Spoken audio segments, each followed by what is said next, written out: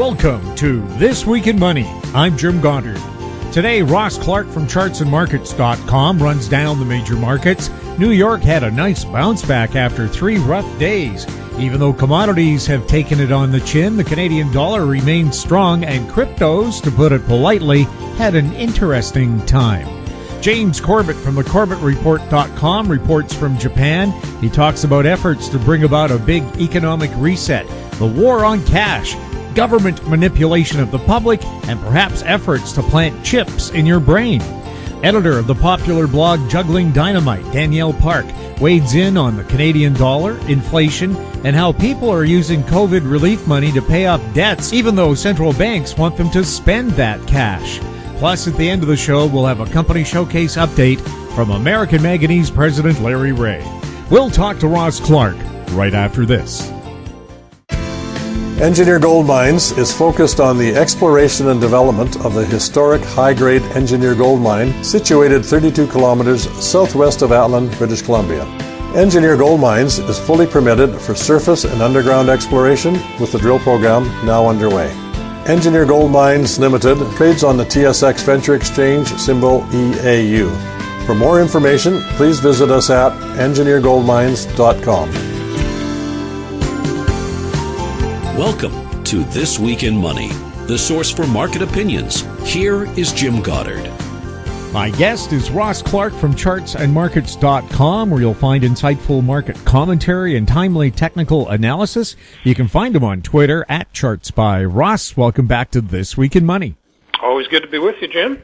Ross, a nice bounce back for the major markets after 3 days of decline in New York. Oh, yeah, good hiccup, and one of those healthy corrections as far as probably the Dow and the S&P are concerned.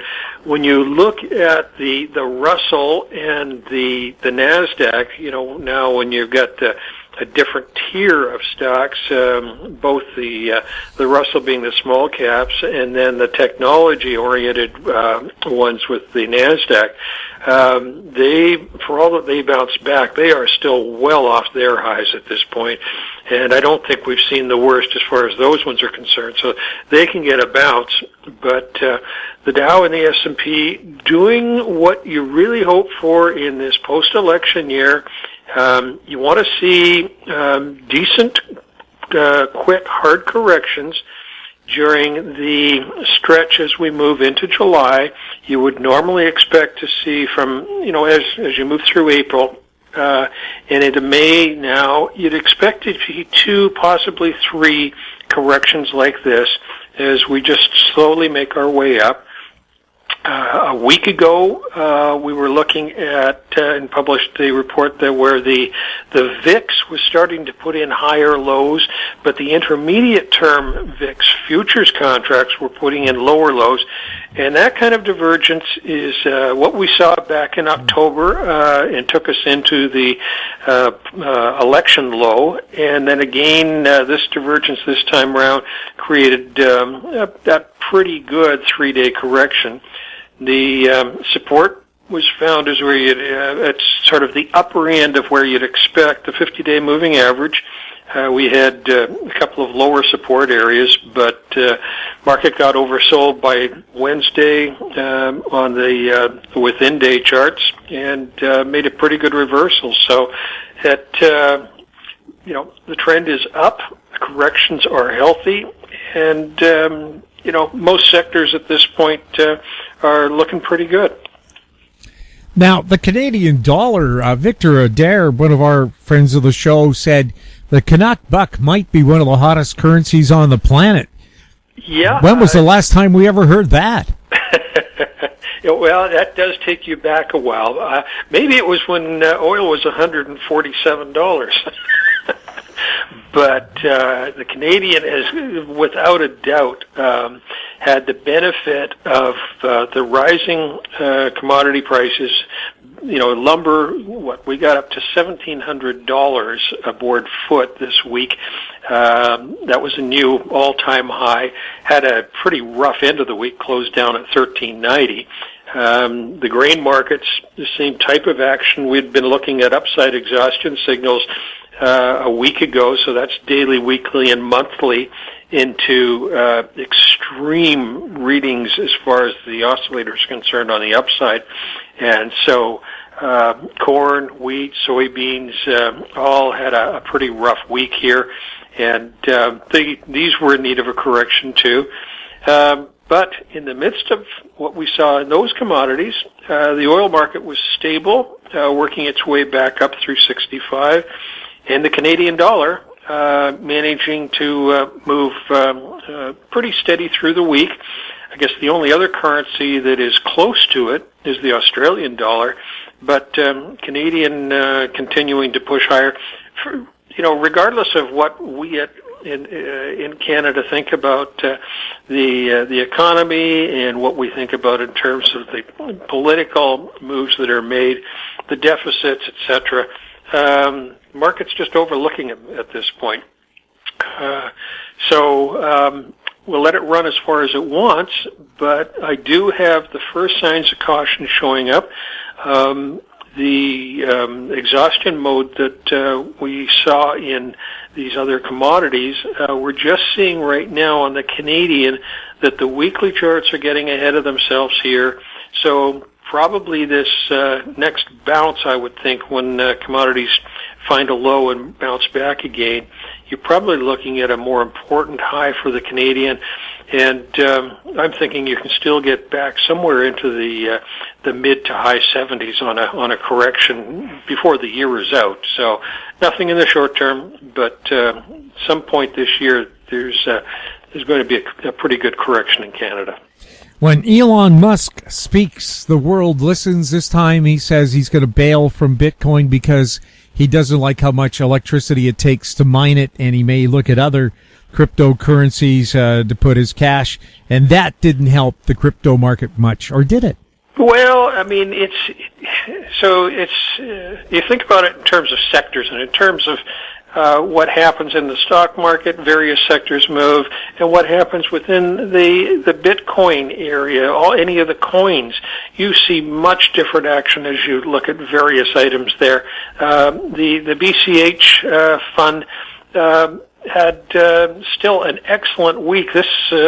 This one is up the better part of probably 50%. Since its correction in March, April, whereas you take a look at Bitcoin, it's flirting with the lows of that period. You take a look at Dodge, which is, I guess, one of the more recent ones to really come to life. That one's off its highs, but if we take a look at in the March-April correction that it had versus where it's at now, it's trading at about 2.5 times that value. So it's rotation. In any given item, like any given stock, there will be a valuation point where one item gets ahead of something else and it'll take a breather. And I think when you take a look at Bitcoin as an entity right now, this correction is, reasonable, and you really, really want to see it hold at this 48 to 49,000 level. Ross, thank you so much for the update. Always nice to be with you, Jim. My guest has been Ross Clark from chartsandmarkets.com. You can find him on Twitter at ChartsByRoss. Coming up, James Corbett from Japan, next on This Week in Money. Always consult your investment professional before making any investment decision. Media recognition from Bloomberg, Reuters, recycling trade publications, patented process for 100% recovery of critical metals, including cobalt, lithium, nickel, manganese, aluminum. American Manganese is focused on recycling lithium-ion batteries for electric vehicles. American Manganese trades on the TSX Venture, AMY, the US, AMYZF, and Frankfurt 2AM. For more information, visit AmericanManganeseInc.com or phone me, Larry Ray, at 778-574-4444. This Week in Money is archived online at talkdigitalnetwork.com. Welcome back. We're speaking with James Corbett, publisher of thecorbettreport.com. He's speaking to us from Japan, where he has worked and lived since 2004. Welcome back to This Week in Money. Well, thank you for having me back. It's a pleasure to be here. James, what's the latest with the Corbett Report? Well, as we record this, I am about to drop a podcast that is going to use the GameStop saga that played out earlier this year as a way of exploring the bigger history of the markets and the manipulations on the markets, and how, in the end, generally speaking, the vultures at the top of the financial pyramid tend to win out, and the little guy at the bottom tends to get fleeced. And that seems to be the same pattern that plays out time and time again throughout history. So I'm going to go through some of that history, tie it into what's happening today, and try to draw some conclusions about what this means for the average mom-and-pop retail investor and their chances of surviving the economic turmoil that's undoubtedly coming. Are we in a silent, secret war that could lead to a mass extinction event? You know, that's a very interesting question. And I'm not sure exactly how that was intended, but I know that the idea that we are in an extinction event is one that has been floated quite a bit in recent years, specifically surrounding this idea that we are currently, we're in an anthropogenic extinction event in which humans are causing a mass die-off of species around the world because of their environmental manipulations, etc. And I'm not sure if that was the context in which that extinction event was intended, but I think, in a sense, it is true. It's just not true in the way that we are generally asked to think about it. And I think about it in very different terms. I think that ultimately, yes, the human species is in the event of, at the very least, a transformative event that some people would, I'm sure, frame as an evolution, but at any rate, really does portend the end of the human species as we've known it. And I know that does sound rather outlandish to people who have never actually researched what is being said on these matters, but I would point them to even people like Klaus Schwab, Executive Director of the World Economic Forum, who is talking about how the Great Reset, which we know that button has been pushed because of this deadly scourge of COVID-19, well, the Great Reset that the World Economic Forum and others are on the record attempting to put humanity through right now is going to lead to the Fourth Industrial Revolution, which Klaus Schwab himself constantly stresses will lead to the convergence of our biological, physical, and digital identities, and which will, as Klaus Schwab said in the 2016 interview on French television that people can look up if they are interested, Klaus Schwab himself said within the next decade, we will be implanted with brain chips. I know this sounds outlandish still to people who do not want to understand what is coming, but it is coming. They are going to start increasing the rate at which technological quote-unquote upgrades are given to humanity. So I think there is a type of extinction event going on, the extinction of Homo sapiens towards Homo transhumanist or whatever it is that is attempting to be engineered into our genome at this point. Again, it sounds crazy until you start looking at it. And another thing that I will direct your listeners to specifically, since I know that you are based in my home and native land of Canada, is a document from the government of Canada, specifically Policy Horizons Canada, which is probably something we want to be keeping our eyes on, called Exploring Biodigital Convergence, in which they ask the question, what happens when biology and digital technology merge? And keeping in mind this is a Government of Canada document, I would just read the opening of it for you. In the coming years, biodigital technologies could be woven into our lives in the way that digital technologies are now. Biological and digital systems are converging and could change the way we work, live, and even evolve as a species. More than a technological change, this biodigital convergence may transform the way we understand ourselves and cause us to redefine what we consider human or natural. Once again, this is the Government of Canada putting out this document. And, who is the Director General of Policy Horizons Canada who penned those words? Crystal Vander Elst, who I think you will find is associated with the World Economic Forum. Wow, what a surprise. What a small world. So yes, in a sense, we are in an extinction event that is happening right now. It's just not the one that they are telling you about in the mainstream media. Well, and I could see prejudices, biases. Hey, my implanted chip is faster and has more storage than yours. Na. Yes, and in fact, I will go one further. I will point you to a 2006 BBC article. I do not have the actual link off the top of my head or the name of the article, but I did link it in my most recent podcast episode 400 on Visions of the Future. a 2006 BBC mainstream news article that at that time was talking about the divergence of humanity into two separate species, essentially this giant warrior class, genetically upgraded species that will rule over this, as they say in the article, quote, squat goblin-like creatures that will be sort of the underclass of this new society, the people who don't get the upgrades. And they even illustrate this, again, I cannot stress this enough, mainstream BBC article with a picture of this giant, towering, Greek god-like physique human being towering over this squat goblin-like creature. It has to be seen with your own eyes to be believed, but this is literally what they are talking about, the divergence of the human species into essentially Eloi and Morlock based on the genetic upgrades and technological upgrades that will be available in the future. They're already talking about it. They've been talking about it for a decade and a half, but if I say it, it sounds like conspiracy theory, but if the BBC says it, I'm sure most people will go, well, of course, that's the way it has to happen. Now, this is exactly what Hitler was trying to do, breed a master race and exterminate everybody else. You have just hit on what I think is really the guiding ideology of the past century plus of the would-be ruling class of humanity, which is eugenics. And of course, people are most likely to associate that with Hitler and Nazis at this point. But what is often forgotten or left out in that equation is that the fact that the Kaiser Wilhelm Institutes, at which Ernst Rudin and the other Nazi eugenicists were working, were funded by the Rockefellers. This is not conspiracy theory. This is open. You can look at the documentation of this. This is well-known documented history that the Rockefeller Foundation was an important part of funding the transfer of the eugenics ideology to Nazi Germany. And where was it transferring from?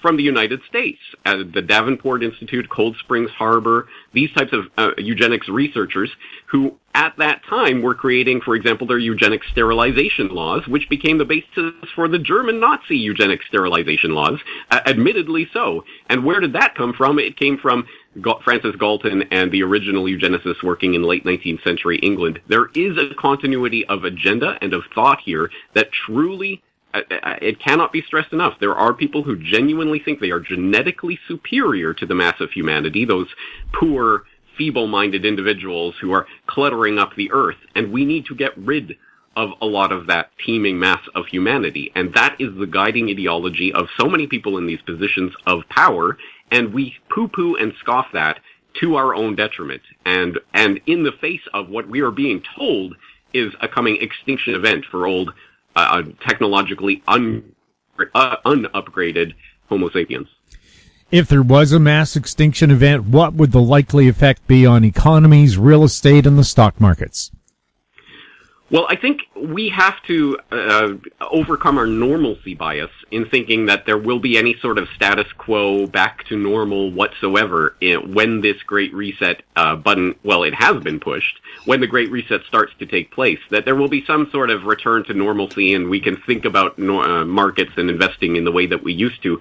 That obviously is not going to be allowed to happen. The first indication of that came very early on in the COVID scamdemic hype, during the very early months when suddenly cash, it was very important for media outlet after media outlet to tell you how dirty and horrible cash was, and maybe this virus, we have no evidence for this whatsoever, but it could be transmitting on your cash, so you better stop using cash. Cash became demonized instantly, right out of the gates, as soon as they hit the panic button. And we saw that play out in different countries in different ways. For example, in the United States, they had the coin shortages last year, once again putting it in people's minds that cash and coins are the old way, and digital currencies are the way of the future. And lo and behold, wouldn't you know it, every single central bank around the world right now, or at least almost all of them, are in the stages of either developing, researching, or actually implementing central bank digital currencies, which will be the way that we transact in the future if the central banks get their way. This should be absolutely horrifying to people who look beyond the sort of ups and down gyrations of the markets to understand that the baseline monetary reality that we live in is dictated by central banks. There was the infamous 2016 study, I believe it was Brian Barnier, who pointed out that 93% of the record historic bull run of the U.S. markets from 2008 to 2016, 93% of that bull run was directly attributable to the Federal Reserve and central bank actions of pumping liquidity into the markets. We are in a phony baloney, a fundamentally rigged economy right now that is being kept afloat by central bank interjections. And now they are trying to directly take control over the monetary system so that you will eventually have a bank account or an account of some sort, an electronic account that will be tied directly to, in your case, the Bank of Canada, or in the U.S. case, the Federal Reserve, or here in Japan, the Bank of Japan. But your account will be tied directly to the central bank, which will be able to monitor every transaction that you are doing and taking place in real time. And, oh, by the way, we'll be able to directly intervene in those transactions and stop the ones that they do not like. That will be tied to a vaccine passport, which at first, of course, will only be about entering the hockey arena to go see the hockey game, but eventually will be tied to your very economic existence. So the idea that we're going to return to some sort of normalcy in stocks and markets is, I think, a pipe dream. We are going to be more and more thoroughly controlled at the monetary base level, let alone in terms of what we are allowed to invest in. And even then, as we are seeing with the supply chain disruptions that are taking place around the world right now that are severely affecting people's ability to purchase basic items, computers and cars on the front lines of that, but food not very far behind. And I think we have very little appreciation at this point for just how profound the coming decade is going to be in terms of transforming the markets as we've known them. Sure, and that giant container ship that got stuck in the Suez Canal, we heard it caused a shortage of garden gnomes in Britain, but apparently also a shortage of sex toys for Europe. The big reset is happening. Who can calculate these extremely far-flung events? But at any rate, as we record this, of course, the U.S. is going through its gas shortage crisis caused by the pipeline hack attack, the ransomware attack, which is now causing a state of emergency to be declared in 3 separate states. Things are getting serious, and I think we're only going to see an increase in the frequency of those types of events going forward from here. To achieve Agenda 2030 and the Great Reset, could the plan be to inflate markets and pull the rug out, ushering in socialism, communism, and fascism? Or would they have to actually pull the rug out? Would it just collapse all on its own? Yeah, that's a good way of framing it, because at a certain point, once you've set up the deck of cards into a tower that's already tottering, you don't really even need to push it over. Any draft will push it over. So I think there doesn't have to be necessarily an agency, a human agency behind the pushing over of a system that is already teetering, as long as you've created a system that is structurally, systemically weak enough that it will be pushed over at any strong draft. Then it doesn't matter where that strong draft emanates from. Perhaps it would be something that would be deliberately designed or some sort of deliberate event, but it doesn't need to be, in the same way that this pandemic scenario that we're seeing playing out across the world right now doesn't necessarily need to have been engineered by any particular person or some biological escape from a lab. It could be, but it doesn't have to be, because the infrastructure for what we've seen roll out with the implementation of the biosecurity state was already in place for decades before this point. This is why I was able to create a podcast in 2008 warning about medical martial law and pointing out the legislative steps that have been taken towards mass vaccination and quarantines and other such things, these emergency powers that had been put on the books, saying, all they need is an excuse to pull the trigger on this. In the same way, once the central bank engineered phony bubble of unreality pops, it doesn't necessarily matter if that bubble was popped by a pinprick or just by random gusts of wind. At any rate, it will pop. And I think we are reaching that point of utter unsustainability of the system.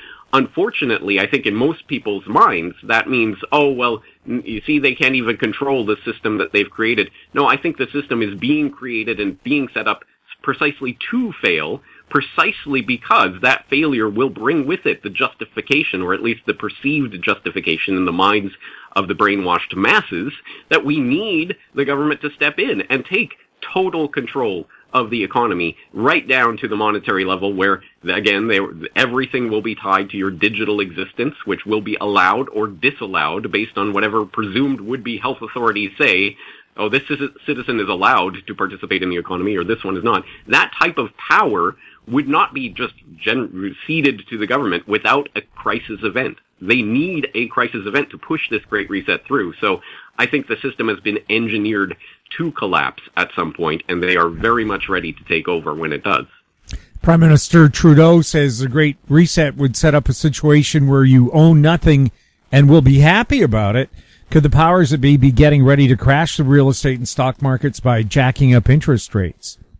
That's certainly one of the cards up the sleeve, and it could be played at any time. Once again, I don't have any specific information to say that I know that is going to happen, or if and when it will happen.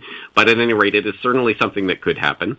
And as I say, I think there are a number of different triggers. In fact, I think some of them have already been pulled. And as I say, the supply chain disruptions that are happening right now, I believe, are only the thin edge of a very large wedge that absolutely will start to affect people's pocketbooks in the very near future, if they haven't already.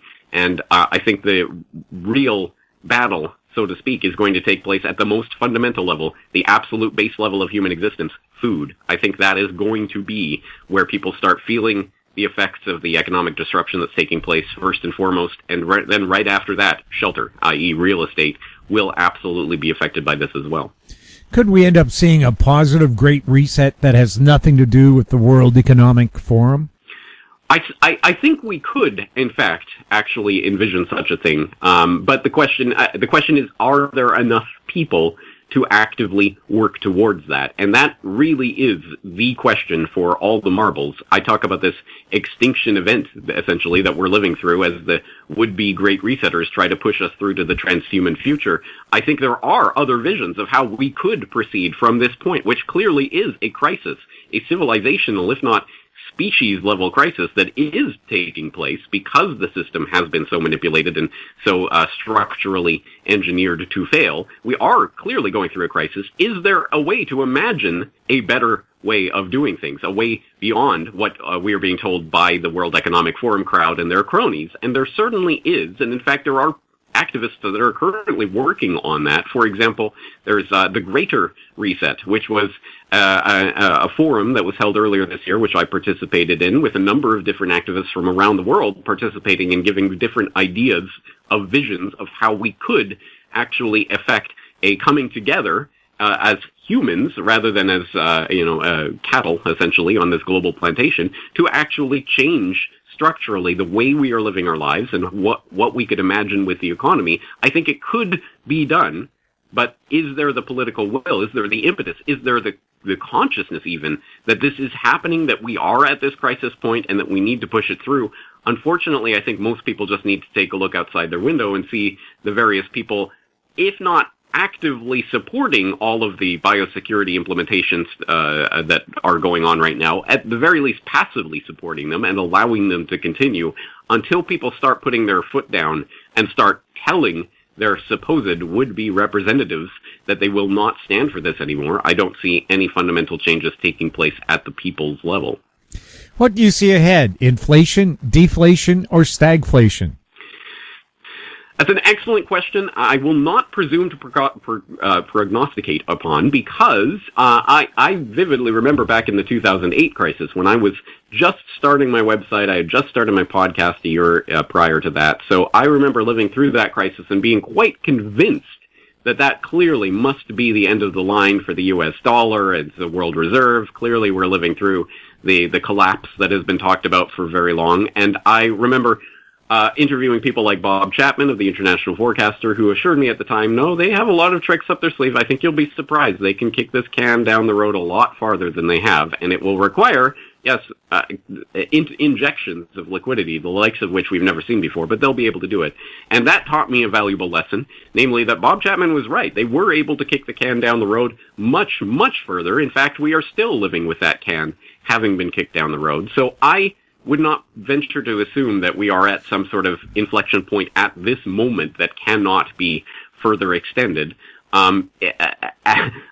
To be honest, I cannot believe that people are falling for the stock market is booming again, and it looks like we're going into some sort of amazing recovery. The markets are rebounding, the economy is rejuvenating, which is the most bizarre and moronic trick that I cannot believe that the public has been made infantilized so much to the point that they're falling for it. But essentially they're saying we have put this incredible lockdown of the global economy essentially on the productive economy over the past year, and now that we're releasing some of those shackles, wow, look at everything just springing back to life. It's such an incredible boom. Look at the year-on-year percentage growth in these various indicators, which of course means nothing. It means that perhaps if we're lucky, we might return to something slightly like the level that we were at before the shutdown started last year. It's ridiculous. And I think that's the level at which this is taking place. And now, given that the markets are more dependent than ever on government injection and stimulation, I do not see a way out of this. I just do not know whether that goes through a period of stagflation before inflation kicks in or what order that happens in. But I can ironclad guarantee that the verities, the normal verities that we take for granted in our current pocket of unreality are going to be burst very soon. It's only a question of when and if the piper ultimately can't continue to play his tune the way he's been playing it for decades, and we have to hit that great reset button and transition over. Your thoughts on the Dow for the summer and the second half of the year?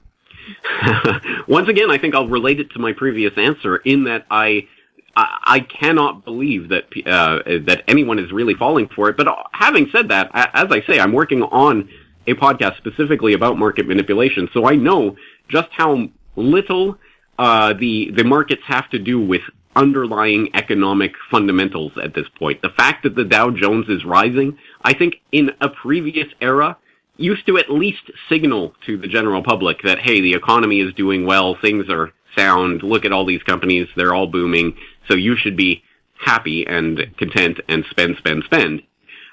If anything, anyone with two brain cells to rub together, I think at this moment in time, seeing the Dow Jones taking off or stocks hitting record high after record high would have to be, you'd have to be an absolute blithering idiot to believe this is because of fundamental economic fundamentals that are coming together to justify this type of soaring stock activity.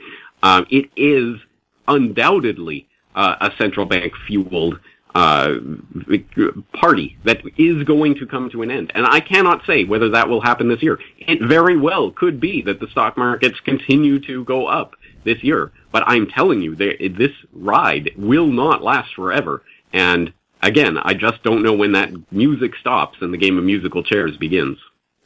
We're hearing gold could hit $2,000, $3,000, $10,000, $50,000 an ounce. Any thoughts on that? Well, to be fair, I've been doing this work for 15 years, and I've been hearing that every single year, that don't worry, it's just around the corner, guys. Just keep buying the gold. I have yet to see it. But my take is essentially the same as it has always been. If you are still thinking of the gold value in terms of dollar value, then ultimately we haven't reached that inflection point. There comes a point at which people realize that the dollars really are toilet paper that are being printed out of nothing, and that measuring gold value versus dollar value is exactly the wrong way around. It's the same thing that I think when I look at the crypto markets, and people are so obsessed with, Bitcoin hit 50,000, Bitcoin hit 60, Bitcoin's down another 5,000 today. Again, if you are thinking of the value of cryptocurrency measured in dollars, then ultimately you're still trapped in the old thinking of the dollar being the king of the paradigm. And until that flips, I don't think anything fundamental is going to break in the system. By the point at which we start seeing $10,000 to $20,000 an ounce gold, is the point at which I would presume people who know what's what know that, in fact, this means that the gold is an actual store of value, whereas the dollars are just printed out of nothing and meaningless. So I don't care necessarily how many paper dollars I can get for them, other than how I can convert those paper dollars into food or whatever I need to feed my family. Governments have been known to confiscate gold in the past. Could this be super bullish for silver? Interesting. Yes. That is an interesting way of looking at it. Yes.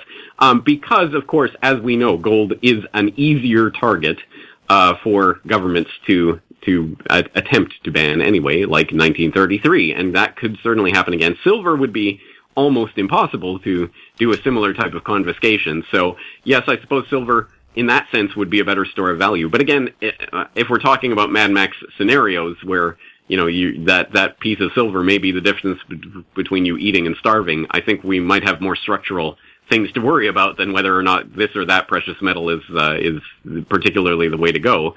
And that will probably devolve into civil war at some point. And unfortunately, I think that's also part of the plan. Are we likely to see any currencies backed by gold or silver? It's very much a possibility that at the very least there will be a fig leaf of backing at some level, and that, I think, is indicated by the fact that obviously the Russian government has been stockpiling gold for a very long time, and the Chinese, after years and years and years of insisting, oh no, our reserve level of gold is exactly this amount, this many ounces, and no more. And then suddenly there's an adjustment, and then suddenly another adjustment, and then another adjustment, and now finally it seems like China is at least reporting on something related to the amount of gold that they have undoubtedly been buying over the past decade or two of their economic boom. And I think that's preparatory for some sort of event where perhaps the new Chinese central bank digital currency will be quote-unquote backed by gold. But I don't think it will be a simple pegging. I don't think it will be anything as straightforward as at least what they attempted to say they were implementing after Bretton Woods with the U.S. dollar. It never really was implemented the way they said it was going to be, but at least the idea was $35 1 ounce of gold. I don't think it will ever be straightforward as a peg like that, precisely because the Chinese government, the Russian government, every other government on earth wants the ability to print up as much money as they need at any given time to satisfy whatever budget they want to create out of thin air. So I don't think it will be a simple backing like that, but there will be some fig leaf of, don't worry guys, we have this amount of gold in our reserves, so you can trust the new digital yuan or whatever they're going to come out with. And I think there will be some aspect to that. And when that does happen, we will see, as they say, when the tide goes out, you see who's actually wearing their swimming trunks, and we'll see how many people actually have the gold that they claim to have in their reserves that we know is being lent out many times over at supposed depository institutions like the Federal Reserve Bank of New York and other places where this gold is supposedly being held. We've seen the rehypothecation movement over the last several years precisely because it is a question, who actually owns all that physical gold sitting in those vaults? And are there several claims on it? And I think we will, it's very likely in that event anyway, we will start to see what ownership actually applies to these physical pieces of gold. If hyperinflation happens in the major currencies at the same time, would it matter? Yes, okay, good question, because of course, if all currencies are hyperinflating at the same time, then relative to each other, the status quo could be maintained. I suppose that is possible, but it seems to me extremely unlikely that all currencies will hyperinflate to the exact same amount at the exact same time at the exact same rate. That seems unlikely. There will undoubtedly be some winners and losers, and it may be winners and losers comparative to others. Maybe this country has an inflationary event that's only a few thousand%, whereas this one has 30,000%, whereas this one has 100,000%, whatever, throw in whatever numbers you want. But I think relatively speaking, it seems extremely unlikely that every country on earth is going to have a hyperinflationary event that leaves everyone at the exact same relative levels as they are today. Are cryptos reflecting real inflation instead of gold and silver? No, I don't think so. I think what is happening in the crypto markets right now is not straightforward. Again, I don't think it's reflective of underlying economic fundamentals. I don't think that the markets, the crypto markets, are so relatively small compared to the other markets that I think that what we're seeing is reflective of moves like, for example, PayPal or others saying that they're getting into crypto, and there's a many asterisks on top of that. It's not really crypto when you don't have the keys to the address, the wallet that you're using, et cetera. But at any rate, it's major moves like that I think are driving a lot of this crypto speculation, which I think is what it is at this point. I don't think it's reflective what's happening monetarily, other than the fact that there is crypto at all is reflective of the 2008 crisis. The original Bitcoin white paper came out in 2009, and specifically and on the record as a response to the global financial collapse that was happening at that time. So I think just general interest in anything like crypto was driven for a very long time by the recognition that there is a central banking crisis that is happening right now in the monetary paradigm.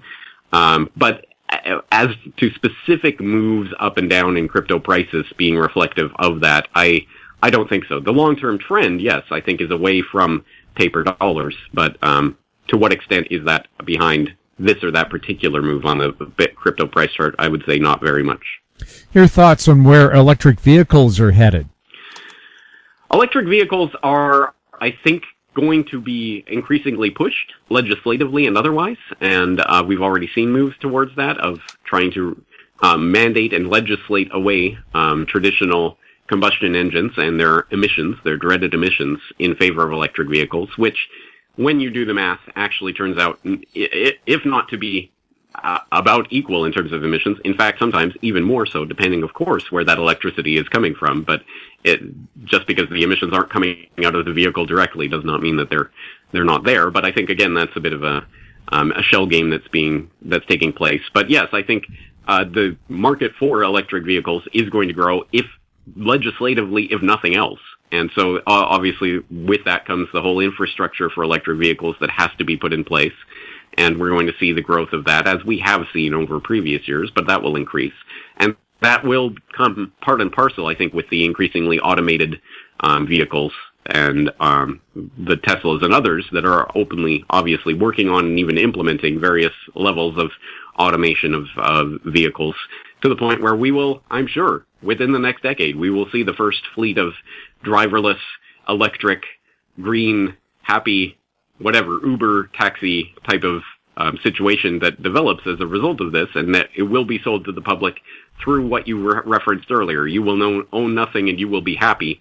And we've already seen that, the TED Talks and others by World Economic Forum alumni talking about how in the future, why would you even own a car when they can just be set up to rove around and you use your app to call one over to you when you need it. And I think that's the vision for driving of the future, which will be such a fundamental restructuring of our society, even the physical geography of our society, which has been laid out with the need for daily commutes through the road system and having a garage in your house and all of these types of things that have become so embedded in our culture that we couldn't imagine them in any other way, will change over the course of the next decade.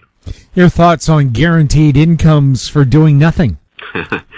Yes, universal basic income, or as I like to call it, universal basic enslavement. And I was talking about this a few years ago, pointing out that when and if this comes, it will absolutely come with strings attached. Although, of course, the whole point is supposedly, no, universal basic income, everyone gets it, regardless of whether you want it or not, regardless of whether you have this or that income already, blah, blah, blah. Everyone gets an equal share, and that's why this is not some sort of gameable system. But, ... And I did I wrote an article, and perhaps I mentioned this in a podcast as well at the time, a few years ago, talking about some of the debates and discussions that were taking place. And even at that time, they were saying, well, of course, we'll have to have some sort of basic sort of citizenship type test, not just are you a citizen of Canada or whatever, but also are you a good, productive citizen who deserves the universal, quote unquote, basic income. And one of the things that they were talking about in this particular forum debate that I was playing on my podcast at that time was, well, of course, we'll have to make sure, for example, that everyone's vaccinated and up to date with their vaccines in order to receive the UBI. And so we know where this is going, and we're already seeing the beginnings of this. This is what the vaccine passports and other things are about. It will become the central digital identity, as Klaus Schwab talks about, merging our biological, physical, and digital identities into one unit. It will become the basis from which we direct everything in our lives, and that will include not just our payments as the central bank digital currencies take over, but also our health status, are you a good citizen? Did you post some horrible thing about the Capitol insurrection on Parler or whatever it is. And again, people might have seen the headlines recently. The IMF is proposing internet searches become part of your credit history and other such incredible Orwellian things that a few years ago would have seemed unimaginable are already happening. And I think when and if universal basic income gets instituted, it will become a sort of baseline from which the government will be able to dictate every aspect of your existence. And it will start just the camel's nose in the tent at first, but pretty soon that entire camel is in the tent. Is there a push on around the world to control the internet? In Canada, they had Bill C-10, an attempt to censor the internet. Yes, absolutely. And I again, Canadians will not need to be told what this looks like or how it will be legislatively implemented, but absolutely this is happening, and not just in Canada. The infrastructure and legislative preparatory work for this has been laid out over the past several years, and what we've seen playing out, for example, about the WikiLeaks hysteria and other such things, were just preparatory events to prepare the public for this type of legislation that we need, of course, to control what is happening online. And the entire fake news narrative of the last 4 years that, it's all Russian bot misinformation that's tearing our society apart, has been part of the panicking of the public into accepting that the government will have to come in and regulate the internet one way or another. And lo and behold, isn't it strange that we end up arriving at the very spot where the CCP blazed the trail with their Great Firewall of China, and now country after country is playing around with the idea that, well, perhaps we need some kind of Great Firewall. Isn't it funny how that works? What good things and bad things could be enabled by 5G, 6G, and 7G? Well, as the news likes to frame it, by the time 6G rolls around, you'll be able to download entire movies or entire catalogs of artists that you like instantaneously onto your smartphone or tablet, and it'll all be paradise, I suppose, digitally speaking. So there is obvious, I think, on a consumer level, there will be obvious benefits of convenience for this type of technology. The real question is the underlying fundamentals of what this technology is enabling, which is a nightmare dystopia, the likes of which could not have been imagined by the most imaginative science fiction writers of yesteryear, specifically looking at the Internet of Things that is already happening as increasingly our dishwashers and fridges and toasters and everything else that you can imagine are being wired up to communicate with each other via the internet. But pretty soon it will be literally everything you have, everything you wear, everything that you possess will be wired up to the internet one way or another, communicating with each other all the time, sharing data with each other all the time, enabled by these 5G, 6G, eventually 7G networks, and the type of incredible ability to transmit data that will bring about. And it will mean that everything will be communicating with everything all the time. And again, you do not need to be a conspiracy theorist to understand where this is going. The director of the CIA back in 2000, I believe it was 2012, but people can look it up for themselves. Wired.com even wrote about this. The director of the CIA was going around giving speeches at the time talking about how the Internet of Things will allow the CIA and other intelligence agencies to spy on you through your dishwasher, was the actual quote that they went with. And you know what? That's quite true. I'm sure that is. And they frame it as a good thing because now, spies and terrorists will have nowhere to hide. But of course that means you will have nowhere to hide either. And absolutely everything you do, everywhere you go, and everything you say will be used against you when and if and as necessary, because it will all be not only monitored, but actively transmitted in real time through the internet, actively tracking your location and what you're doing at any given moment. Anyone who does not understand the incredible, profound shift that we are going through to a completely tracked and surveilled society as we speak and is not concerned about it is forfeiting their humanity. We keep hearing the power grid could go down for an extended period of time. Is this a real worry? It is, for if no other reason than the potential of solar flares or other EMP-type events to knock down the power grid. This is a known vulnerability, and it could absolutely take place any day, regardless, again, of human intention or not. It is at least a vulnerability. It is a threat. And how prepared are we for that? Well, of course, we saw glimpses of that earlier this year in Texas, where people had power outages for extended periods of times, and things started to devolve quite quickly, and people realized that they were not prepared for that type of scenario. And Canadians might comfortably scoff at such things that are taking place very far away, but they would perhaps maybe they should look in their own backyard and see how prepared they are for such profound disruptions that, again, could take place any day for completely celestial reasons, if nothing else. A solar flare could cause a widespread power outage, perhaps for lengthy periods of times, and perhaps when we start talking about EMP weapons and other things, or cyber attacks that are designed to take down power grids, could happen for weeks, months, years at a time when we start looking at profound EMP attacks. So this is something that people at least need to have in their risk calculus and on their radar, and really ask themselves, how prepared are you for such an event, such a scenario? Because although there has been a concerted effort to make anyone who actually prepares for events seem like a crazy wingnut prepper, perhaps if you look down, for example, at what happened in Texas this year, you might see why it might be a good idea to prepare in the ways that we can for events like that. What's the latest on the COVID-19 pandemic?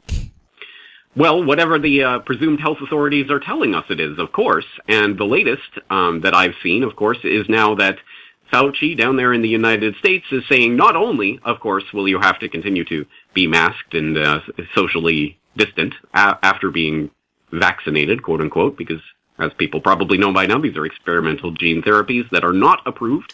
They are emergency use authorized, I would say illegally, by country after country around the world. But at any rate, it is not approved, but it is an experimental technology. Everyone who takes it is the lab rat in an ongoing clinical trial that is not going to end until 2023. Look it up if you think I'm lying. These clinical trials are still ongoing.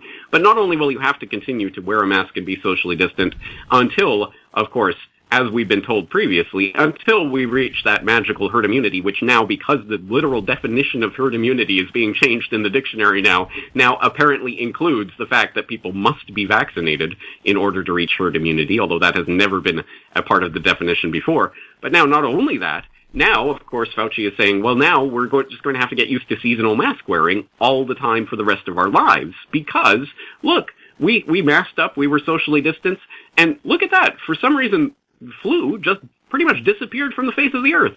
There's only been a handful of cases that have been reported this year. So I guess it couldn't possibly be any of the jiggery-pokery going on with how these types of illnesses and diseases are being categorized or what they're being attributed to. No, it's because you were masked up and socially distanced, which for some reason apparently has no effect whatsoever on COVID-19, even after you are quote-unquote vaccinated, but suddenly eliminates the influenza from the face of the planet.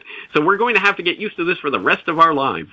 And this is what we are now being steeped in. And again, that's just preparatory towards the health pass, which is I think the ultimate end goal of this entire narrative. But they can only steep us in it a little bit at a time, which is exactly why when it was first sprung on the Western populations, it was 2 weeks to flatten the curve. And if you can't put up with this for 2 weeks, you're a stupid, lazy, selfish, horrible human being and a grandma killer who deserves to be shunned from the face of the planet. A year plus later, now it's, well, and it'll be for the rest of your lives.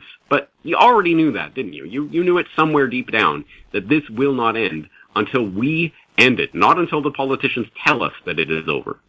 Is there a mass vaccination campaign in China?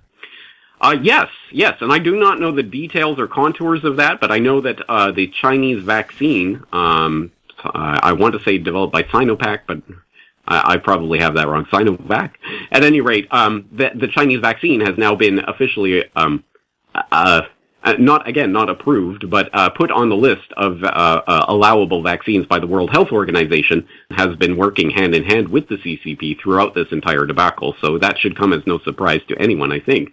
But yes, the Chinese vaccine is being pumped, obviously, around the world and sold to countries around the world.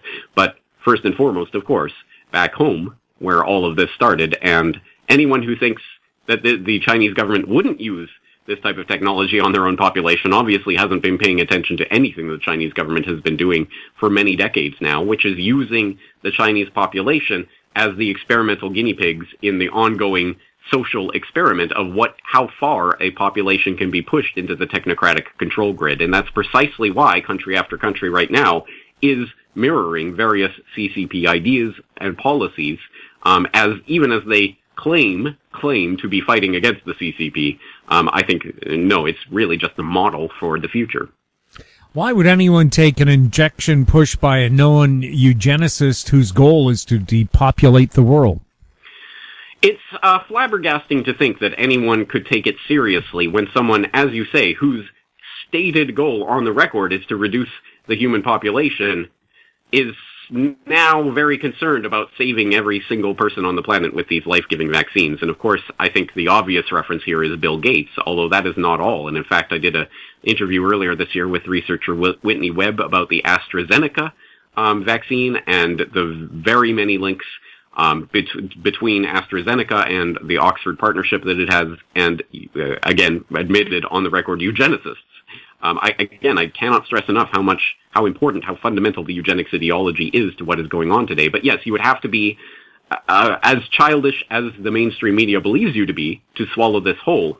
And one window into that for people who still cannot get it through their head that lovely, benevolent Bill Gates is there to save us all with his wonderful philanthropy that somehow has doubled his net worth in the decade of vaccines that he declared starting in 2010. His net worth is, in fact, at this point, I think, more than doubled since that point. So how is it that he's giving away his billions but getting richer and richer as he does so? That's something to puzzle over. But also now, in the wake of this divorce, it is interesting to see the reports coming out now that, oh yeah, well, as of course all the news media knew and decided, specifically chose to cover up at the time, Bill Gates was known as an inveterate womanizer holding his naked pool parties and other such things, even after the point at which he began dating Melinda.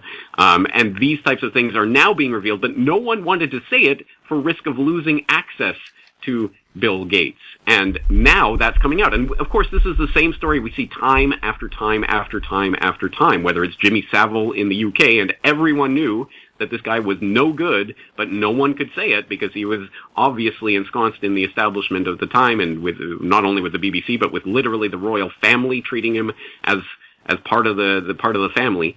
And as we saw, for example, with Epstein, and people coming out afterwards and saying, yeah, this guy was crazy, it was weird, it was always sketchy, but, you know, he was sloshing money around, so no one wanted to say anything. And now, finally, people are starting to say, well, you know, maybe Bill Gates wasn't this shining angel that we all thought he was. And why is he so insistent on intellectual property for these vaccines? Isn't he trying to save the world? Why is he so interested in making sure that all these vaccine companies get every penny that they possibly can out of this emergency? At least people are starting to question it. But until they question the depopulation agenda, they will not understand what is happening right now. Are vaccine side effects likely to increase accidents and hurt the economy? Yes, I mean, I suppose that's one of the ways that this will play out. And again, it depends on what we're counting as side effects and what we are talking about as direct effects, known effects of these, again, quote-unquote vaccines that don't function as vaccines as we've known them have ever functioned. But will there be economic effects? Certainly, but perhaps more importantly, we're just starting to learn some of the direct health effects that are taking place. For example, the many, many, many reports of women who are now having reproductive issues surrounding their menstrual cycle, having very strange effects after taking these vaccines. In fact, some who haven't even taken the vaccine but are around people who have taken the vaccine, we still only dimly understand what this is. And this is a mass experiment that's taking place on scale globally to millions, ultimately billions of people around the world at the same time. It is the most insane experiment with the human race that has ever been perpetuated. So will it increase accidents and hurt the economy? Yes, I have no doubt that that's already taken place to some extent and likely will in the future. But perhaps more importantly, the sheer human trauma of what is being inflicted on the world population right now still, I think people don't have a good grasp on. Is making people sick a profitable business model?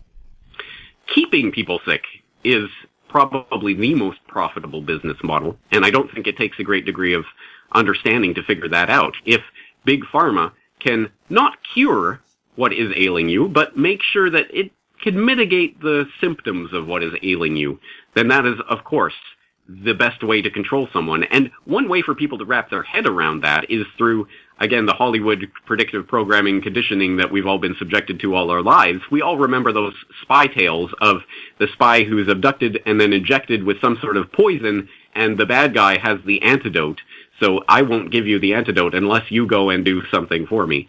And so we can all at least understand that as an idea, that if people are in a state of sickness and precarious health, and don't worry, we've got what will not cure you, but just keep you better, keep you going, then you will continue to obviously pay us. And that, I think, brings it back to the profit motive, which is certainly part of what's going on right now. But again, I think unless you get to the depopulation motive and the fact that long term there will be mass culling events unless we stop these people from implementing their institutional power, I don't think there's any hope for the human species, and that brings us back to the extinction event that we're living through. Are the vaccinated dangerous to be around? I'm not going to make any definitive scientific or medical statement on that because I don't have the resources or ability to put some sort of proper study of that through. Anecdotally, we can say that there are people who are reporting effects from just simply being around the vaccinated at this point, but as with everything else surrounding this crisis, there will always be multiple ways to read such anecdotes, even if we take them at face value. For example, they are now saying that a lot of the adverse reactions that people are having upon receiving the vaccines are not related to the vaccines, but their anxiety over the vaccines. So in fact, it is people who are spreading these horrible malicious rumors about the quote-unquote vaccines are the ones putting people in a fear state that ultimately makes them manifest a reaction after receiving the vaccine, which seems like the most insane, ludicrous leap of logic that I've ever seen, but it is being taken seriously by people whose identity surrounds them being good order followers who will take and inject into their body whatever the government tells them to inject into their body. So do I know definitively whether vaccinated people are dangerous to be around? I do not know that definitively, and I certainly don't know it from my own experience here in Japan, where very, very, very small percentage of the population has even been eligible to receive these vaccines yet. But I don't want to wait around to find out. I don't think that's something that people should. There may, in fact, be a segregation of society going on right now between people who will line up to be lab rats in an ongoing medical experiment and those who don't, and that might take the form of physical separation if and when the anecdotes about being around the vaccinated being dangerous is borne out by actual data. Are pitting the vaccinated versus unvaccinated and people wearing face masks against unmasked people just some additional ways to control and divide people?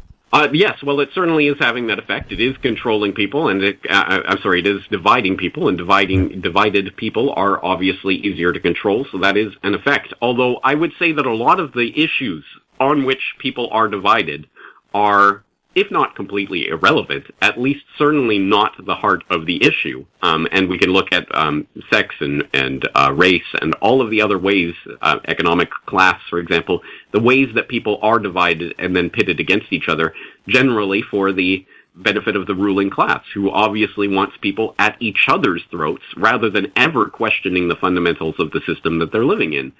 But I would say that this divide between people who are questioning what's happening with the vaccinations and the masks and the biosecurity state and people who are not questioning that does seem to be a fundamental divide. That's a divide in terms of people who are going to be good order followers in a totalitarian state and people who will not be good order followers in a totalitarian state. And that seems to me to be at the crux of the issue. So in a sense, this is a division about something very real, but it really does seem to me a bifurcation of humanity as we start to get to the point where, as people probably have noticed in their personal lives over the past few years, it's getting harder and harder to be friends, casual friends, with someone with whom you have fundamental political disagreement. It's suddenly becoming the dividing line in so many people's lives, and I think this is going to be the most blatant and obvious manifestation of that, and for a reason, because I think this really does it speaks to who will and who will not go into this new biosecurity fascist nightmare willingly. Over 1 billion people have willfully taken an experimental vaccine. What could possibly go wrong?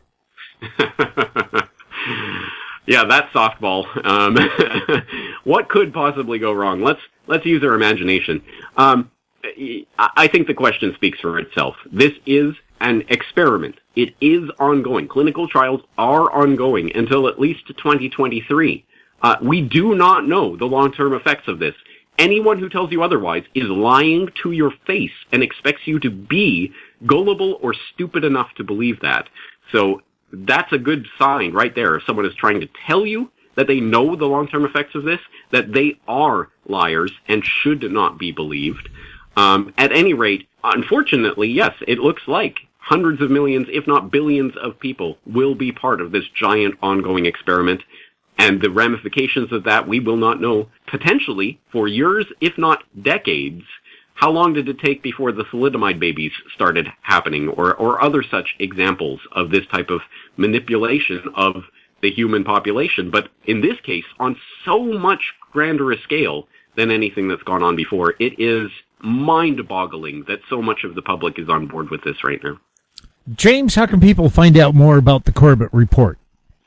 They should type CorbettReport.com into their browser, CORBETT report.com. You will find now a decade and a half of material there, audio, video, and textual, 100% for free. It is a resource. I link everything that I'm talking about. When I make a claim about a document or direct you to an interview or a video, I will link it up in the show notes. That is an important part of what I do because I do not want people to take what I'm saying at face value. I want them to look at it for themselves and come to their own decisions. That's why it's there. It's 100% for free, so if you have never looked at it before, please do so. If only to debunk what I'm saying, please do so. I just want people to engage with the real, very real things that I'm talking about that I think truly are the threats to humanity. James, thanks for being on This Week in Money. Thank you for having me.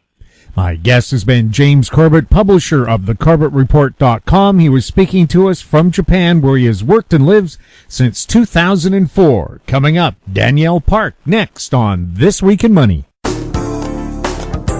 Don't miss out. Stay informed. Receive the HowStreet.com weekly recap with thought-provoking podcasts, radio, and articles delivered to your inbox. Sign up for the HowStreet.com weekly recap on our homepage at HowStreet.com. This Week in Money is archived online at TalkDigitalNetwork.com. Welcome back. My guest is Danielle Park, editor of the popular blog Juggling Dynamite and president of Venable Park Investment Counsel Incorporated. Her websites, jugglingdynamite.com and venablepark.com. Welcome back to This Week in Money. Hey, thanks, Jim. Danielle, is the strengthening Canadian dollar a good thing? Well, it's not in itself in a vacuum, so we have to look at what's going on around it and why the Canadian dollar is strengthening. And right now, it's been in this, sort of pulled along with the commodities, spike that we've seen, in the last 6 months in particular. So as commodity prices surge, the U.S. dollar has weakened. Commodities are priced in U.S. dollars for the most part, and the Canadian dollar does its typical rise along with commodities. We think, though, that that's likely coming to a boiling point, if it hasn't already, in terms of the peak in many of the prices. I mean, the moves have been parabolic, not just in things like lumber, which have quintupled in the last year, but also just in the price of oil and copper, of course. Many commodities have really been on a tear that's far beyond the prospects for demand. So what we're seeing, I think, is a speculative frenzy again around financialization of these commodities, trading, traders, stockpiling, futures, betting, that sort of thing, and that's really driven the price of these commodities up and the Canadian dollar with it. So when we get a connection, and we always end up getting a reconnection at some point, just as we did in 2008 when commodities peaked in about June of that cycle, and then went into a very steep mean reversion period over the year or so after that. We saw a similar thing in 2011 when the reflation trade after the great financial crisis, all the stimulus was pumped in and there was a lot of expectation for recovery.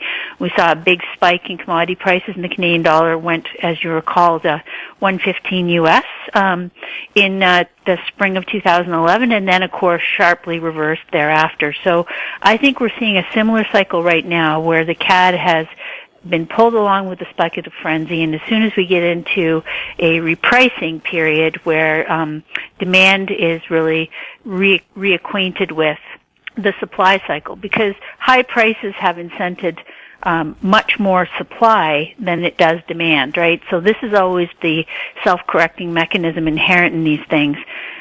While prices are escalating so much, everybody's trying to pump out more of whatever the price that spiked is, and we've seen that with a lot of these commodities. And so then ultimately you get the world awash in more than is ever being used for any actual consumption, and you get a big decline in price. So I think the CAD is likely to have a repricing episode relative to the U.S. dollar when commodities in fact roll over, and we're thinking that we're getting pretty close. It'll be interesting to watch, but again, many hallmarks of the peak in the 08, the 11 cycle, even some of the 2000 peak cycle when the Canadian market rallied into September and commodity prices, there was the big Y2K scare, a lot of spending on technology, and sort of that demand manifested in the spring of 2000, and then of course quickly thereafter we got through the fear of the Y2K shutdown, which never happened, and all of a sudden everyone had spent what they were going to spend, and you saw a big drop in demand, and the CAD followed that as well. So I think that's more likely what we're going to see, and we could easily get a retracement if the Canadian dollar, and you're seeing that today actually when the markets have been rolling over this week and the Canadian dollar has weakened in fact with the risk trade. So, that's likely what we're going to see in the next down phase as well. Do you think there's anything that could stop inflation from continuing for the rest of the year? I do indeed, yes. As I'm alluding to, I think that the inflation expectations have very much got ahead of what the baseline organic prospects are likely to be. And we've seen this huge surge from the stimulus that has caused a jump in things like durable goods. During this pandemic, you've seen a huge amount of people doing things like buying, consumer goods for their home, automobiles. If you look at the inflation data yesterday, that the large spikes came in things like used cars, which is a reflection of this shortage of new vehicles because there's been a bottleneck in semiconductors, among other things.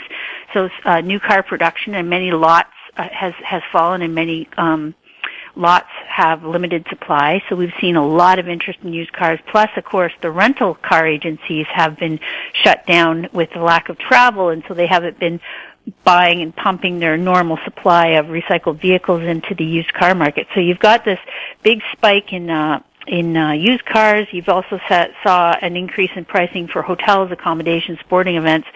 Those things are kind of understandable, but I also think that they're pretty transient because they were so low. And then you see, the reopening sort of, you have to expect that there's a certain amount of pent-up demand for that kind of service or entertainment or activity. I don't think that is necessarily something that you're going to see continue.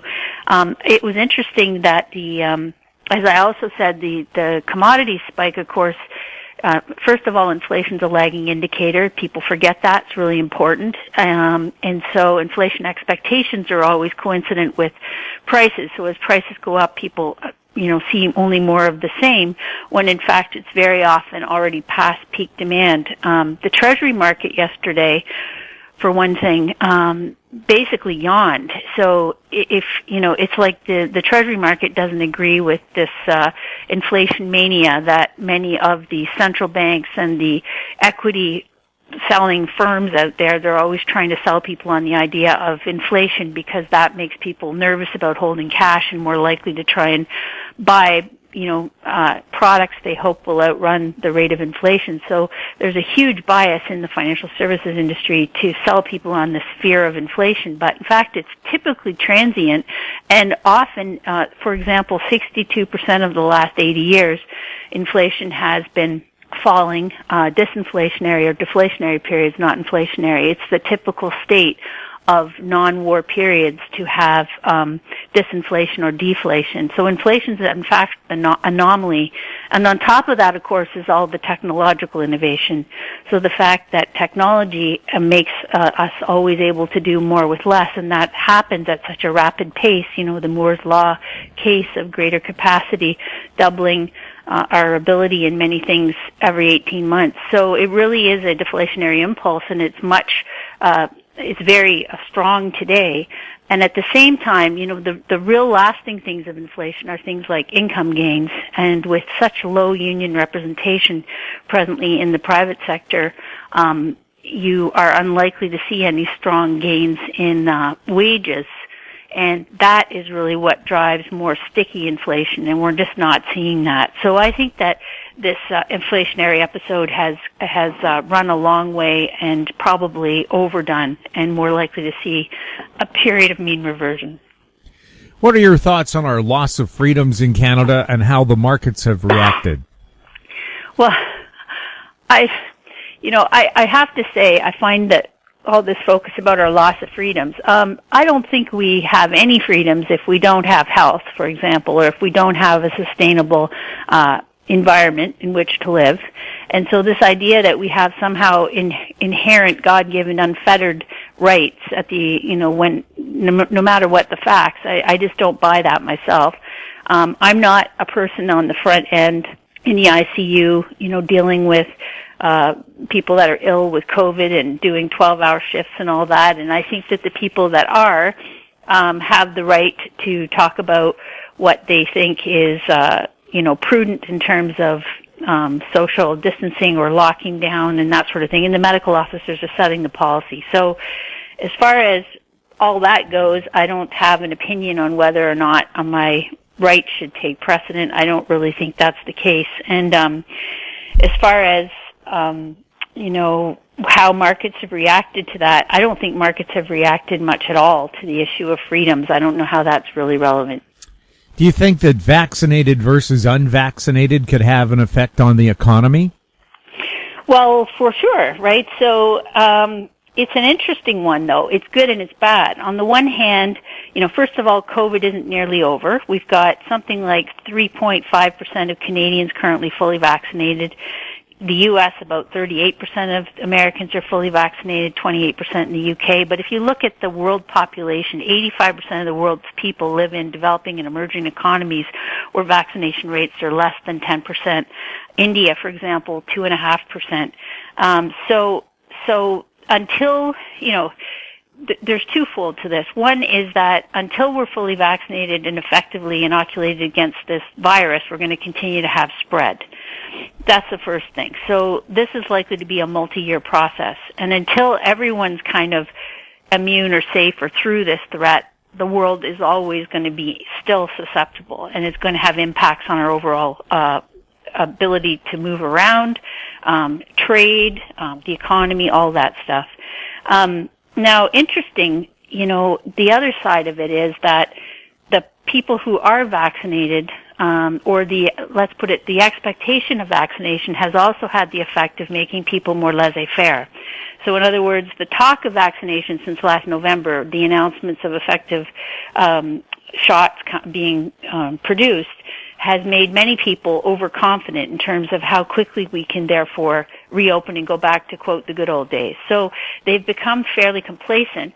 You see a rise of people not following the rules around social distancing and mask wearing. And there's indeed some 38% of Americans recently polled said that they're not interested in getting the vaccine. So there's some sort of a overconfidence in the belief that we've already beat this thing. And in fact, that's far from the case. As we're seeing with the spread in the developing countries in places like India, the amount of incidence of people that are getting it allows this opportunity for all these variants and the mutations to happen. So the more that happens, the more, of course, our current vaccines become of questionable import, or we may need to have additional boosters. And in fact, that's what's being said. So I think that on the one hand, it's a good thing, it's a promising step.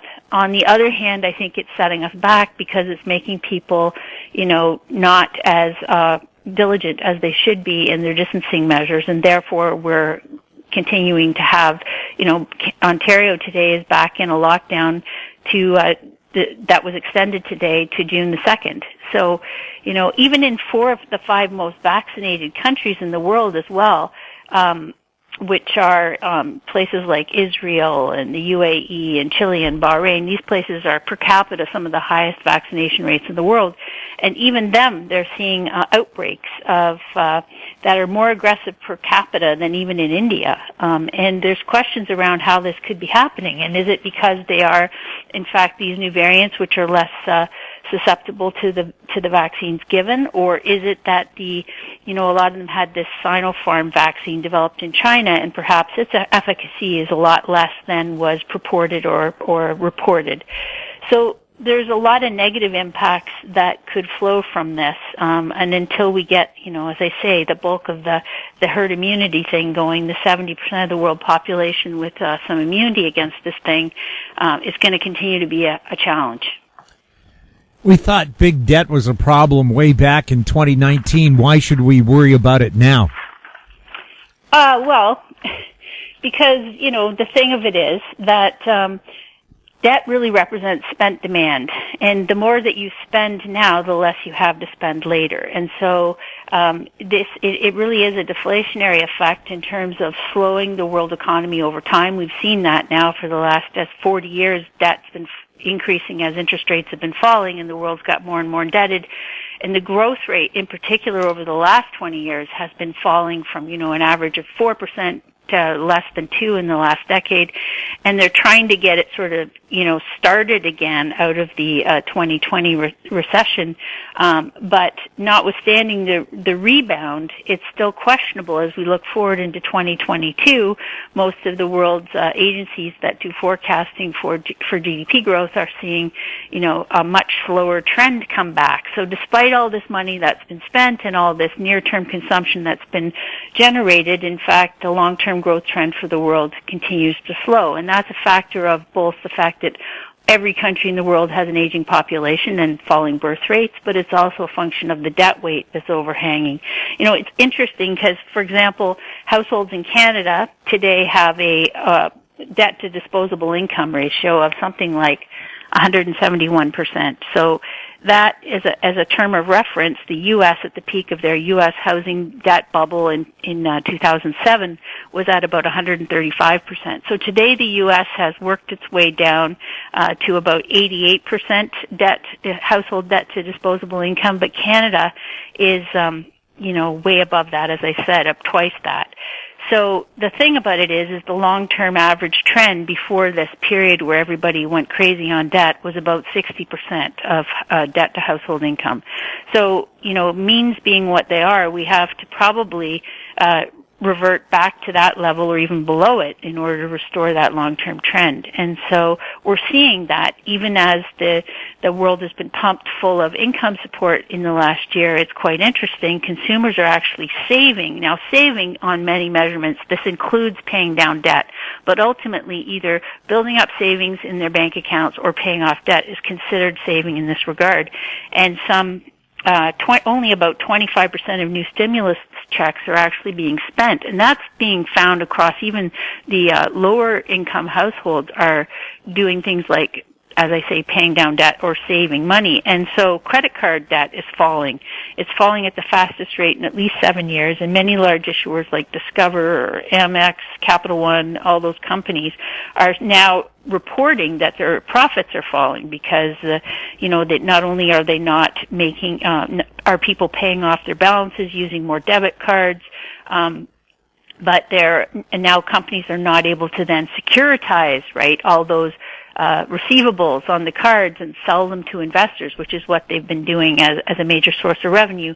So they're having to spend, billions of dollars now on trying to sell, like sending out marketing of new card offers to people all over, and they're just not taking the bait. So, I was hoping we would come to a point, because it's become so self-destructive for individuals to be so indebted and to forfeit so much of their future spending ability on maintaining these payments.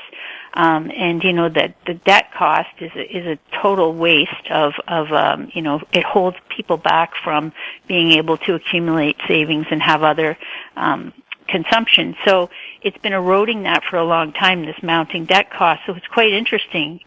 The older the population gets, it naturally consumes less goods. That's the other thing, which is a deflationary trend, but it's also something that suggests that no matter how many offers you send out, at some point the sentiment shifts, and the sentiment shifts away from how can I borrow my brains out to how can I get out of debt. And I think that is actually, there's evidence that that's actually happening. Now, will it continue? Will it be short-lived? We shall see. But I think that it has some legs. And secular-wise, in terms of long-term trends, it would suggest that we're due for that exact thing to happen, because, as I say, these things tend to move in decade-long trends of debt accumulation, debt retirement. And so I think that's probably what's happening right. And so to make a long story short, debt has, adding more debt has a limit, and I think on the government side, they're going to continue to add more here because they keep backstopping everyone else. But on an individual basis, I think the trend is to try and reduce it. If the real estate and stock markets were to crash, where would you put your money to keep it safe? Well, typically, and I've been doing this a long time now, what usually works in periods where the stock market crashes is things like treasury bonds, things like the U.S. dollar. So, in Canada, that you can have government bonds of either provinces or the federal government. And even though you may purchase something like that, you can purchase a 10-year bond, for example, with a yield today that is 3 times what it was last summer. So you can get a yield of, around 2%. And people may say, well, that's so little. Well, not if everything else is crashing. And furthermore, on top of the yield, you get an increase typically in the price of those bonds. So they're one of the few things that tends to rise in value while stocks and commodities are crashing. The other thing is that we're looking for another opportunity to add the U.S. dollar because it too has a perfect hedging quality in that environment where the other risk assets crash. And the U.S. dollar tends to be a place where you can make capital gains relative to the Canadian dollar. So that, on top of hopefully your home paid for, is always going to be something that has some value to you. Some people like to have money in things like gold bullion as a what if the world crashes kind of a fund or source. And I have no problem with that. I've always cautioned, though, that the equities themselves tend to move with the equity cycle. So I don't like paper versions of things like precious metals in this environment. But if you're doing anything in terms of a bullion, that can be a hedge as well. What are your thoughts on Agenda 2030 and the Great Reset? So by that, I think you mean the United Nations, how in 2015 they came out with the Agenda 2030, and it was talking about people, planet, prosperity, peace. How do we, work the economy so it's not destructive to our overall goals of health, for example, and sustainability on Earth, but where you get the two things working together. And Mark Carney talks about, recently in 2020, he did a talk, the former Bank of Canada, and he was talking about how the crisis unfolding has 3 parts to it: credit, COVID, and climate. And the trick is to figure out how we can kind of try and serve these 3 crises so they're not at loggerheads with one another, but actually working together. So obviously one of the ways we can do that is to focus on, as I like to talk about, is, preemptive things. Rather than always cleaning up the mess and calling it progress, what if we actually figured out ways to invest in things like health in advance? So there is a definite connection here in terms of the pandemic, the way in which the world utilizes its food system, its animal agriculture, the way that we produce and feed people, the fertilizers that we're using, the water systems that we're destroying. So there's obviously a lot of more intelligent things we could do in terms of how we produce food and how we feed people, and how that could stave off then all the costs on the cleanup and the degradation, and also on the hospitalization and medical costs. So there is a lot of things that we could do that will be not self-defeating in the long run, even as they're helpful in the short run. Could we be in for more shortages in oil, natural gas, gasoline, and diesel? Everything is possible for sure.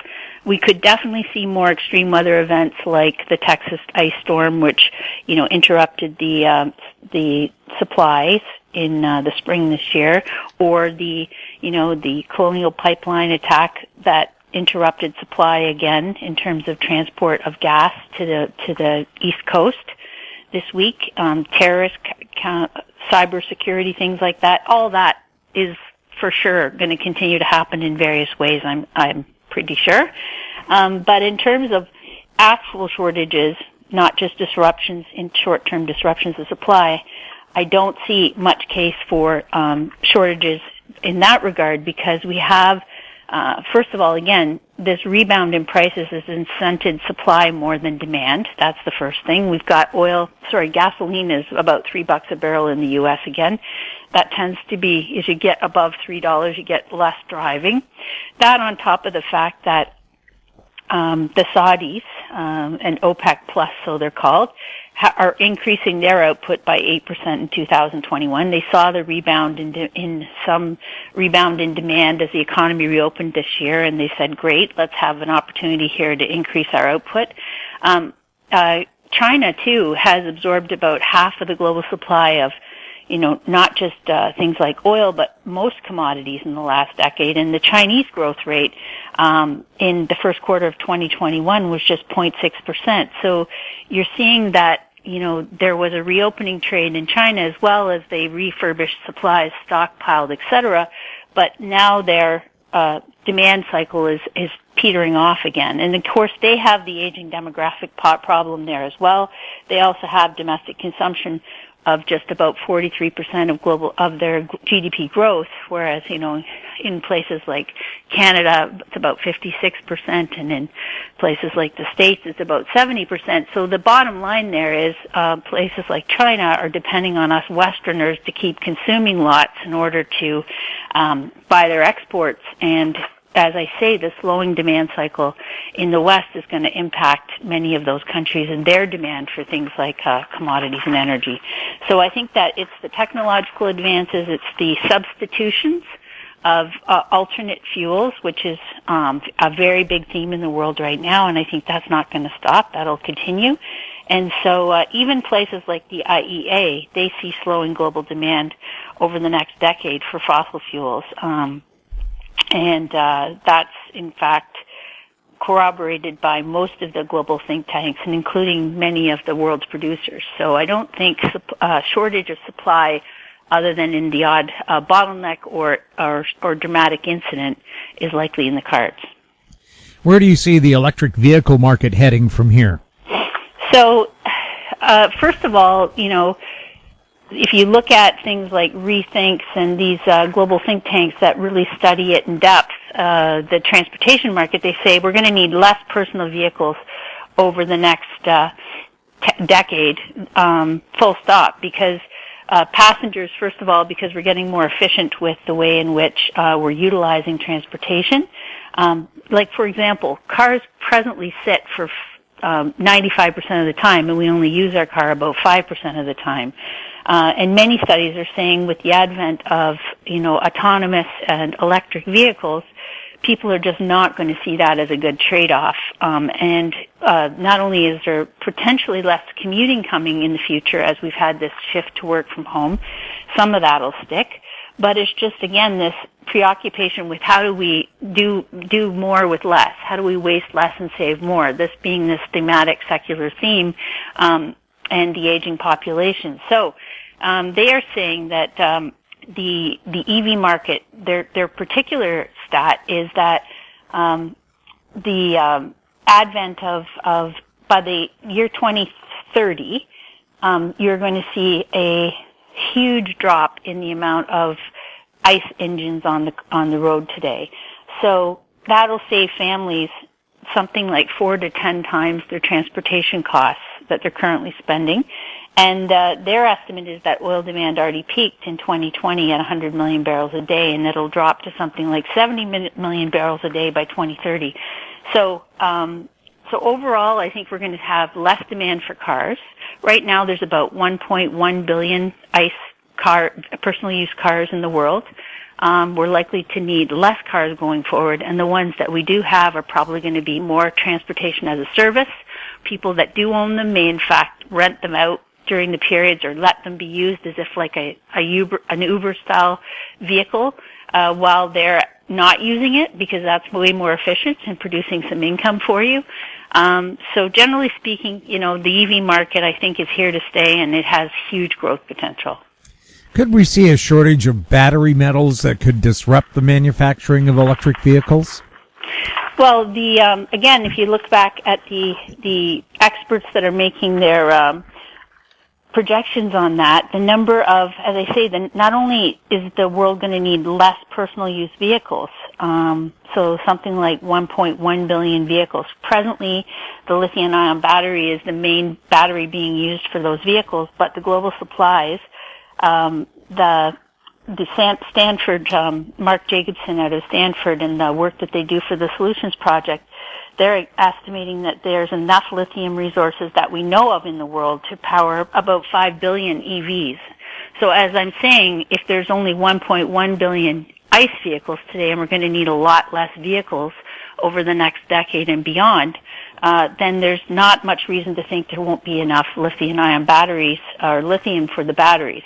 Not only that, though, because we do perhaps need that lithium for other things, like in the solar and wind and production, other types of batteries. So they're also, of course, and this goes back to the technology piece, developing a lot of new battery types all the time, right? So they're working on things like sodium sulfur or aluminum ion, saltwater batteries, graphite batteries, So there's so many new works in production that I don't, again, think that there's going to be a problem in terms of fueling these electric vehicles.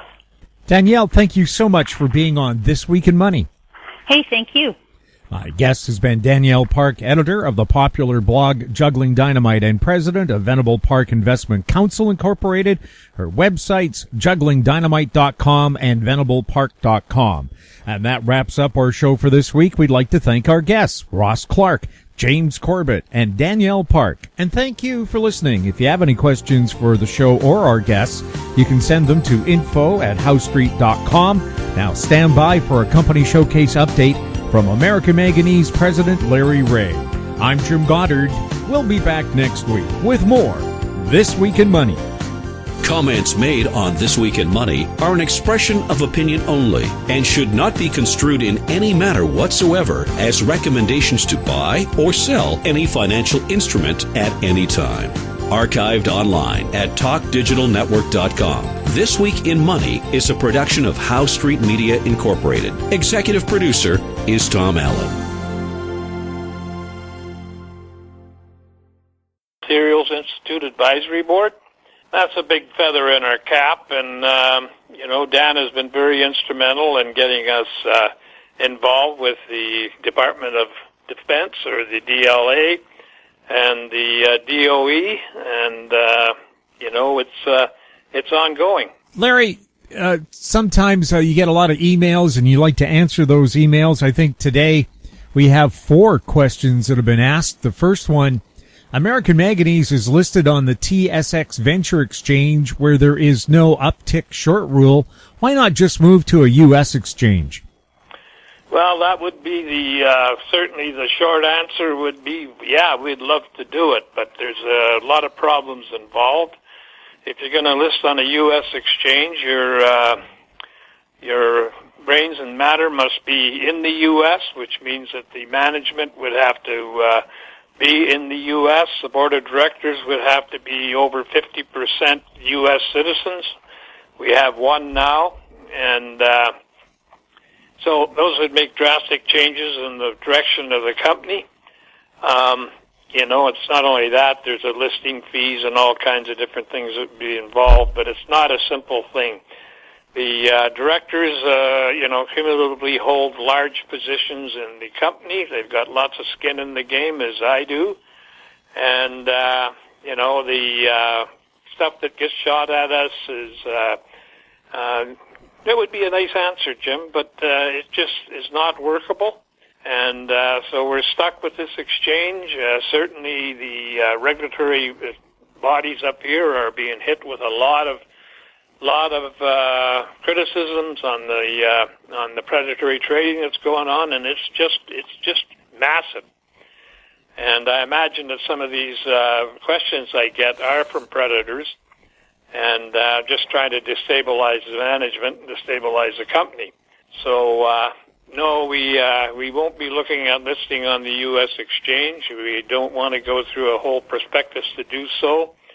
And we don't want to lose our, the support that we get from our board and management.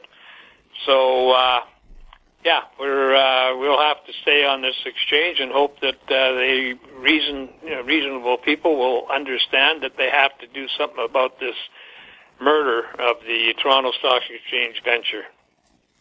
The second question today is American Manganese losing ground to other recyclers who are making deals with manufacturers? Well, it would certainly look that way. And, if you're just reading the headlines, but you got to remember that we've been transparent with everything that we've done. And, we do have an MOU with Italvolt, and I expect that more of those will follow. Companies that are serious about looking after the environment will have to look at a closed-loop solution. And some of these companies that are entering into agreements can't provide that yet that I can see. So, on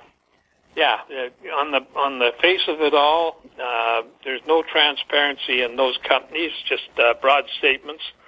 And broad statements don't encompass the work they've done to actually develop a technology.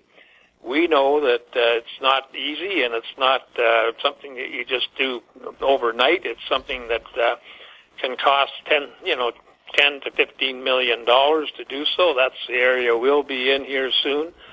And in order to get these patents through, we do have patents. There's not many companies that can say they got patents. They all have proprietary techniques that they don't discuss. There's no transparency in them. So, I tried to show our investors that we were transparent, and we do come out with solid facts. So we'll just have to keep working our way through that. Why doesn't American Manganese hire investor relations? Well, that's a good question. I've been doing this type of business for over 40 years, and I've had big investor relations arms. I've had investor relation companies working for the company at various times at great expense. And there was a time when I would have 3 or 4 investor relations people on staff, and but they could not, generate the sort of a volume that we get from social media. So we utilize social media, and we utilize press releases, that sort of a thing, to keep the stocks active. For example, we've to date we've got over 1 billion shares traded, 364 million this year. I don't think any investor relations program could provide that sort of volume, but we have to bring in a lot of volume to offset this predator trading selling. Good example is today, they switched over to the alternate boards to bring the stock down. I doubt that there was any change of ownership. They just kept moving the price down. And it's really disconcerting. It's a big concern to me that this goes on. And I've been fighting it for 8 years. Now it seems like in the last few months, everybody is climbing aboard and starting to talk about predator trading. You're seeing it everywhere you go, and yet there doesn't seem to be any move on behalf of the regulators to curb this. And do they want to kill the venture exchange? Because that's exactly where it's going. Larry, you have an investor who emails you accusing you of issuing nothing but fluff news releases and podcasts. What's your response to that? Well, it's, I have to think that that's probably a predator or a close follower of the predator billboards. And basically, I look at it as trying to destabilize the management of the company. And the fact of the matter is that we do put out press releases. We do have solid advancements. We do have things that no other company out there has. And I've tried to make that clear. If people don't want to go and do their homework and see that, yeah, these guys are on the right track, they're fighting predator trading, but, they're doing the right things. We're in a good position to complete our work this year and move into a different area. So, and they keep forgetting that we do have a MOU with Italvolt, and Italvolt eventually that will turn into a joint venture or whatever you want to call it, and how we basically split the pie. And without all the work that we do, we don't have a solid number on that. We've got numbers that we can get guesstimates on, but we don't have solid numbers. I don't know how these other guys come up with solid numbers, or because they don't report their solid numbers. But so we're fighting everybody out there, and everybody's stealing bits and pieces of ours, working on scraps, doing this, doing that. Utilizing our intel, which doesn't tell them how to recycle, and that they can encroach on our patents. So it's just a destabilizing factor that we have to get over. And, if they think it's easy to be, working against the predators all the time, it's not. We have trapped them twice, and that'll come again. Because we do have a solid technology, we do have a solid process, we do have a solid plan. I don't tell everything about our plan, because when I do reveal bits of our plan, next thing I'm reading about it like somebody else had come up with the idea. So we just got to keep moving forward. As far as fluff goes, I don't know what he'd call all those other releases that they're getting 80, 90, 95% recoveries and purities up in the 99% range and all that, without any factual evidence that they do that. So, as best I can do is try to put the facts out there and hope that the more astute investors will see that this company's not a fly-by-night. It's not something that is looking for glory today, and, because that's a trap you can follow into.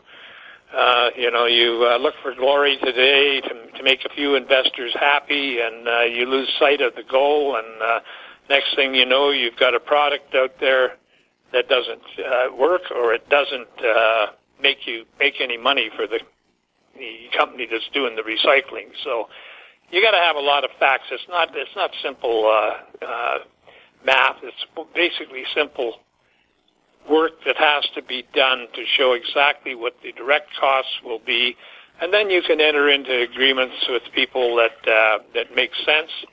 And in my opinion, these battery manufacturers and the EV car manufacturers should be looking at a total solution, and not just a quick news release that says they're partnering with this group or that group or whatever, and that hasn't proven their mustard out on the market in any reality. So, it's, fluff. Well, maybe there's a certain amount of fluff in everything that you say, but there's certainly no fluff in our technology. It's solid.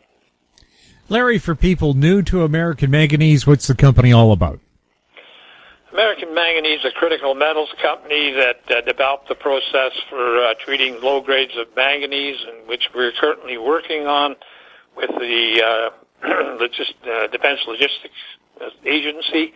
And that was a cornerstone of our recycling program. So we've got a lot of money in our technology. It's probably going to be, by the time it's all said and done, it'll be over 20 million. And yet I'm not seeing that on the financials of some of these companies I check out or anything else. I don't see them spending any real amounts of money. It's mostly, what press releases that they say that they're going to get this 95%, that they've got this, they've got that. But it's not backed up by facts, and I don't care what they think about me. It's, I'm a little tired of being the whipping boy on everything that happens. And, but I know that this is a technology that will set me up and the investors up for life if we can stay the course. And that's my exact idea. I'm not a kid anymore, so I got to look a couple of years down the road to see about my retirement and spend some time with my grandkids who I haven't seen for 14 months or whatever. So it's just a process of elimination. And as a critical metals company, we're working on the manganese project. We're working on the pilot plants and work on our recycling project. So and soon it'll be working on on our gold and copper assets, rare earth assets that we have in the company. The company's well positioned to advance, so I would see that as a plus. You can get any information you want on our site, AmericanManganeseInc.com, and you can phone me at 778-574-4444 or give us a call. Give us an email at LREAUGH@AMYMN.com. Larry, thanks for the update. I'm Jim Goddard. I've been speaking with Larry Ray, CEO and President of American Manganese. Our conversation took place on May 14th. Comments made on Company Showcase are an expression of opinion only and should not be construed in any manner whatsoever as recommendations to buy or sell any financial instrument at any time. Archived online at HowStreet.com. Company Showcase is a production of How Street Media Incorporated.